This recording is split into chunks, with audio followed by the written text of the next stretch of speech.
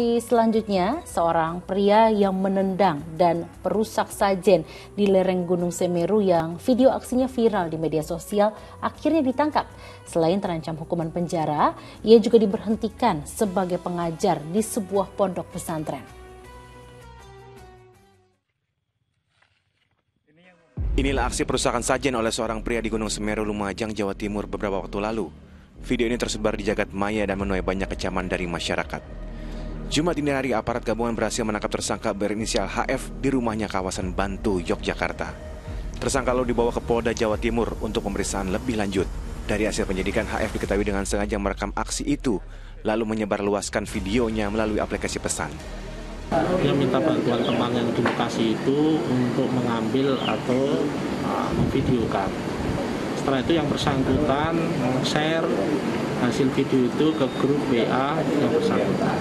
Sementara ini adalah spontanitas karena pemahaman keyakinan yang bersangkutan. Sementara pihak Pondok Pesantren Masyarakat Merapi Merbabu di kawasan Magelang, Jawa Tengah, tempat di mana tersangka mengajar, turut bereaksi atas penangkapan HF. Pria 32 tahun itu pun diberhentikan sebagai pengajar di pondok pesantren itu. Tidak sependapat.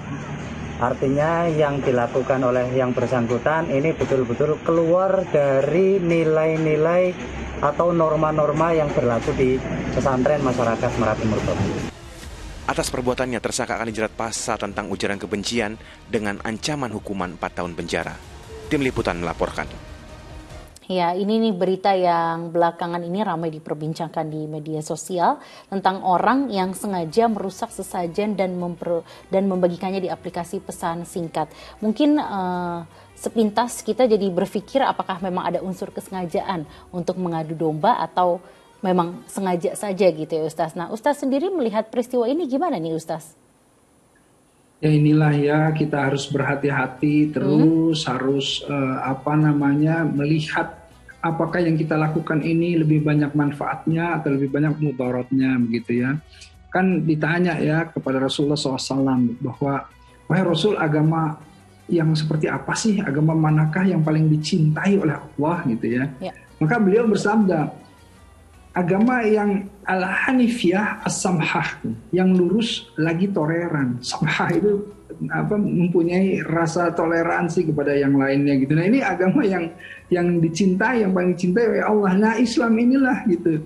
Nah, karenanya jika seandainya kita melakukan sesuatu yang bisa kemudian menyakiti hati ya agama yang lain, kemudian kita akan mencari seperti apa cara-cara yang tepat, cara-cara yang bisa diterima, cara-cara yang baik gitu ya, tanpa kita sendiri melunturkan akidah kita gitu. Nah, karenanya jangan sampai seperti kalau kita lihat ada kesengajaan ya, innamal amalu binniyat wallahu a'lam bishawab, unsur apa yang diinginkannya gitu. Tapi ya di negara kita ini kita kan selain memang kita ini memang bukan atau misalnya negara yang harus bertoleransi dengan yang lainnya, tetapi agama pun mengajarkan kita untuk bertoleransi dengan yang lainnya gitu. Nah, jadi intinya saya ingin mengajak semuanya ya untuk tidak menghina gitu, untuk tidak merendahkan, untuk tidak kemudian menyakiti ya saudara-saudara yang sebangsa dengan kita ya, tetapi walaupun berbeda agama ya kita harus saling hidup berdampingan dengan saling menghormati. Kurang lebih begitu. Iya Ustaz, toleransi apa sih Ustaz sebenarnya yang diajarkan dan yang menjadi tauladan dari Rasulullah pada masanya Ustaz?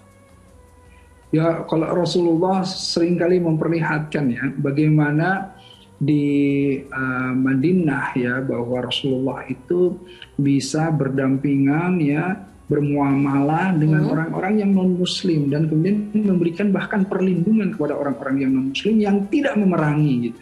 Ya, jadi disinilah kemudian terlihat bagaimana Islam itu bisa kemudian merangkul saudara-saudaranya, memperlihatkan keindahan akhlaknya dan membuat orang-orang pada saat itu kemudian betul-betul menjadi tertarik, menjadi kemudian ingin gitu ya masuk ke dalam keislaman karena merasakan keindahannya. Nah, jadi toleransi ya, di mana ketika ada perayaan agama lain yang kemudian kita tidak boleh mengganggu gitu ya, ya, kemudian kita memberikan ruang kepada mereka untuk mereka beribadah gitu. Dan ini semuanya bentuk toleransi gitu ya. Bahkan di dalam peperangan sekalipun, ketika Palestina waktu itu masuk diduduki oleh Umar bin Khattab radhiyallahu anhu, tidak ada gereja yang dihancurkan dan lain-lain, tidak ada. Jadi artinya betul-betul menghargai begitu ya agama yang lain, kemajemukan itu, Islam itu betul-betul menghargai itu. Tapi satu kali lagi tidak dengan kemudian kita sendiri yang akhirnya melunturkan akidah kita gitu. Jadi toleransi yang tidak kebablasan lah intinya begitu. Iya, berarti memang Ustaz di masa Rasulullah dulu juga memang toleransi antar beragama memang sudah ditegakkan gitu ya Ustaz? Ya betul, dan ini penting sekali begitu ya. Penting sekali karena apa? Karena dengan yang namanya toleransi tadi ya, dengan namanya kita menghargai agama orang lain gitu. Orang lain pun kemudian kan semua agama itu kan pengen menegakkan sebetulnya kerukunan atau kehidupan yang damai, yang saling menghormati, kan sebetulnya itu ya. Nah, karenanya di dalam Islam kita juga dituntun untuk bertoleransi ya, menjaga perdamaian, keselamatan ya. Kalau kita tidak boleh mengganggu, yang lain juga tidak boleh mengganggu kita. Nah, inilah yang harus dijaga terus. Kebinekaan ini sebetulnya terjaga kalau kita saling berempati kepada yang lainnya. Gitu. Nah, ini harus dijaga lah. Jangan sampai tadi kan di ruang publik ya, diviralkan dengan sosmed. Ini berbahaya karena kan multi interpretasi gitu ya. Jadi maksudnya apa gitu kan, pasti orang begitu. Apalagi ada yang menggoreng kepada hal yang kemudian cenderung untuk menjelek-jelekan semuanya begitu ya.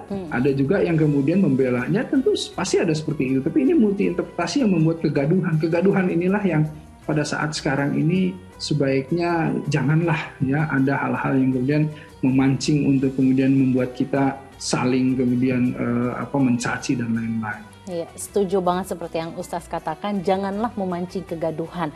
Jadi lebih baik kita harus menegakkan toleransi beragama dan fokus beribadah masing-masing. Jadi janganlah memecah belah antara agama satu sama lain gitu ya Ustaz ya.